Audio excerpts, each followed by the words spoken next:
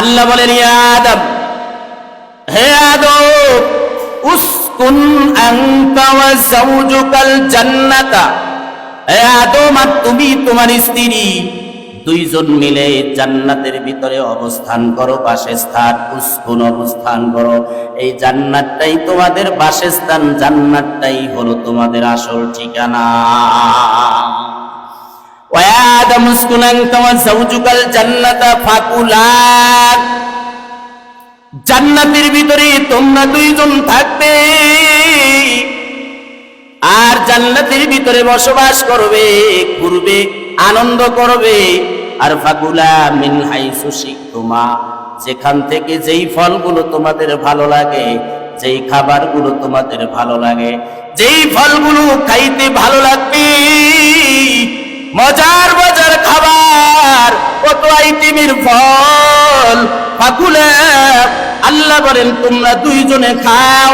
মিন হাইসু শিতুমা, যেই ফলগুলোই ভালো লাগে, যেই গাছের ফলগুলো তোমাদের ভালো লাগবে। কারণ স্বামী এবং স্ত্রীর দুইজনের রুচি কিন্তু এক হয় না। একজনে বললেন ঠিক, বাকিরা বললেন ঠিক না। কি বলেন, স্বামী স্ত্রীর রুচি এক না ভিন্ন? ভিন্ন, যেহেতু এই জন্যই তো বেশি মারামারি। কথা ঠিক না ভাই? ঠিক। আপনি বাজার থেকে আনছেন, মনে করেন শাক কিনে আনছেন শাক খাওয়ার জন্য। যেই শাক আপনার পছন্দ, আপনার বিবির পছন্দ না, তার আর একটা শাক পছন্দ, সেইটা আনেন না, তার মন খারাপ। আছে না নাই? যেই ফল আপনার পছন্দ, আপনার বিবির ওই ফল পছন্দ না। এজন্যই আল্লাহ বলেছেন, আদম, আর তুমি আর তোমার স্ত্রী দুইজনেই বসবাস করবা ঠিক, তবে ফল কিন্তু দুইজনের রুচি এক হবে না, রুচি আলাদা।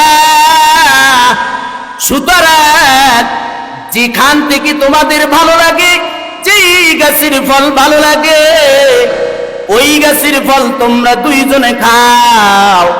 তবে সাবধান, ওয়ালা তাকরাবা হাযিহিশ শাজারাতা ফাতাকুনা মিনাজ জালিমিন।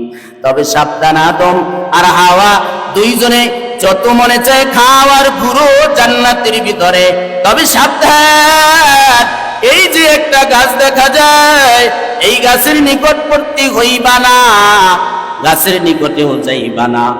যদি যাও দুইজনই জালেম হয়ে যাবে।